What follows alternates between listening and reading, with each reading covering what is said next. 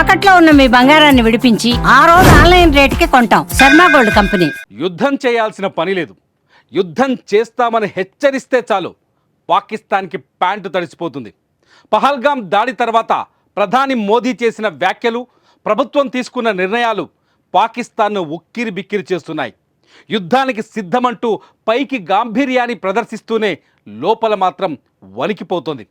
భారత్కు భయపడి పాకిస్తాన్ ఏం చేస్తుందో ఒక్కసారి చూద్దాం.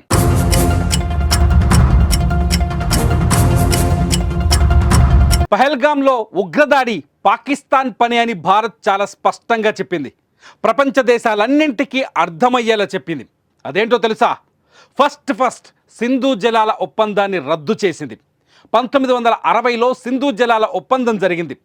రక్తం నీళ్లు రెండూ ఒకే చోట ప్రవహించలేవు అంటూ ప్రధాని మోదీ చేసిన వ్యాఖ్యలు పాకిస్తాన్కు ఎవ్వరూ ఊహించని శిక్ష వేశాయి. పాకిస్తాన్ భూభాగం దాదాపు 80% సింధు జలాలపైనే ఆధారపడింది. సింధు జలాల నిలిపివేతతో పహల్గామ్ కుట్ర పాకిస్తాన్దే అని ప్రపంచానికి మరోసారి చాటి చెప్పినట్టయింది.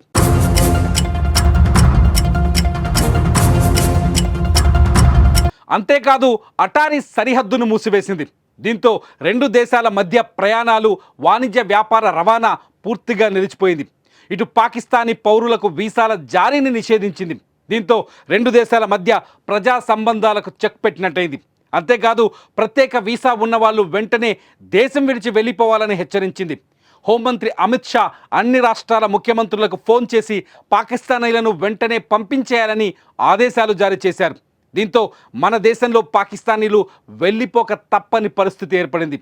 దీంతో కూడా పహల్గామ్ పాపం పాకిస్తాన్దే అని ప్రపంచానికి చాటి చెప్పినట్టయింది.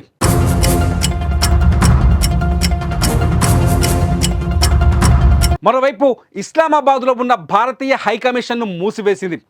సేమ్ టైం పాకిస్తాన్లో ఉన్న దౌత్యవేత్తలను వెనక్కి రప్పించాలని నిర్ణయించింది.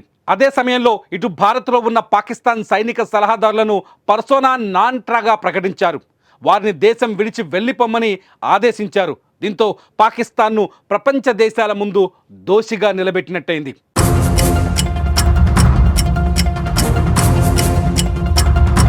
అయితే భారత్ తీసుకున్న చర్యలకు ప్రతీకారంగా పాకిస్తాన్ కూడా అచ్చం దాదాపు ఇలాంటి నిర్ణయాలనే తీసుకుంది.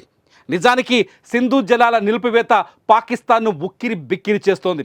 సింధు జలాల నీటి బొట్టు లేకపోతే పాకిస్తాన్ ఊపిరాడక చచ్చిపోతుంది. సింధు జలాల నిలిపివేతను మేము యుద్ధ చర్యగా భావిస్తామని కూడా పాకిస్తాన్ ప్రకటించింది. అందుకే మేము కొన్ని కఠిన నిర్ణయాలు తీసుకుంటున్నామని చెప్పుకొచ్చింది.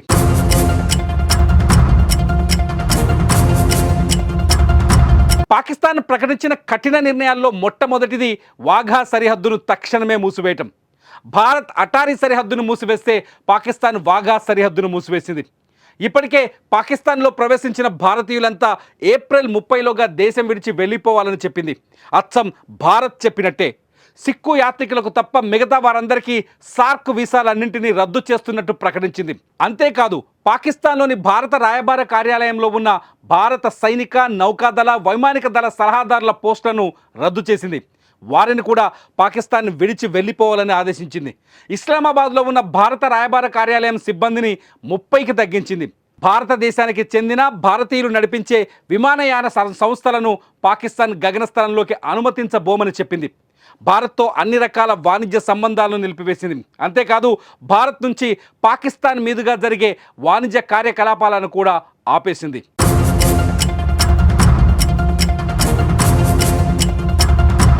అన్నింటికంటే ముఖ్యమైనది 1972 నాటి సిమ్లా ఒప్పందాన్ని రద్దు చేసింది పాకిస్తాన్. 1971 యుద్ధ కాల్పుల విరమణ సమయంలో ఈ ఒప్పందం జరిగింది. ఈ ఒప్పందం ప్రకారం రెండు దేశాల్లో ఏ దేశము ఏకపక్షంగా వ్యవహరించి శాంతికి భంగం కలిగించవద్దు. ఒక దేశం అంతర్గత వ్యవహారాల్లో మరో దేశం జోక్యం చేసుకోవద్దు. మూడో పక్షంతో సంబంధం లేకుండా కేవలం రెండు దేశాలే సమస్యలను పరిష్కరించుకోవాలి. యుద్ధ సమయంలో భారత్ స్వాధీనం చేసుకున్న 13,000 చదరపు కిలోమీటర్ల పాక్ భూభాగాన్ని తిరిగి పాకిస్తాన్కి చేయాలి. జమ్మూ కాశ్మీర్లో ఇరు దేశాల సరిహద్దును ఎల్ఓసిగా ప్రకటించారు.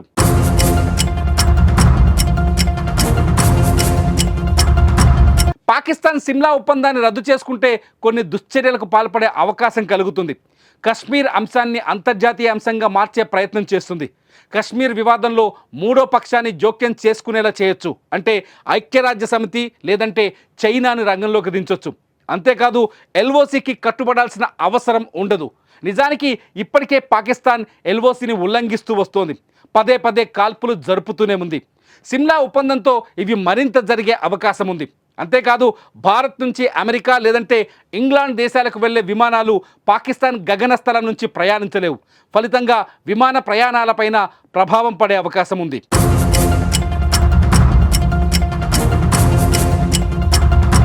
మొత్తంగా భారత్ తీసుకున్న నిర్ణయాలతో పాకిస్తాన్ ఉక్కిరి బిక్కిరవుతుందనే చెప్పాలి. ఏ క్షణమైనా యుద్ధం జరగొచ్చనే ఆలోచనతో ఉంది పాకిస్తాన్. ఇప్పటికే సరిహద్దుల్లో సైన్యాన్ని తరలిస్తోంది. యుద్ధ విమానాల్ని మోహరిస్తోంది. కరాచీ నుంచి లాహోర్, రావల్పిండికి యుద్ధ విమానాల్ని తరలిస్తున్నట్టు తెలుస్తోంది. పాకిస్తాన్ సరిహద్దుల్లో యుద్ధ ట్యాంకులు, నిఘా, సైన్యం రవాణా విమానాలను పంపుతోంది. దీంతో భారత్ ఏ క్షణానైనా యుద్ధానికి దిగుతుందని పాకిస్తాన్ భావిస్తోంది. రెండు దేశాల మధ్య దౌత్య సంబంధాలు పూర్తిగా క్షీణించడం, రెండు దేశాల మధ్య బోర్డర్లు పూర్తిగా మూతబడ్డంతో భారత్ పాకిస్తాన్ మధ్య ఉద్రిక్తత ఏర్పడడంతో పాకిస్తాన్ పైకి బెదిరిస్తున్నట్టుగా కనిపిస్తున్న లోపల మాత్రం యుద్ధ భయంతో వణికిపోతున్నట్టు అర్థమవుతోంది.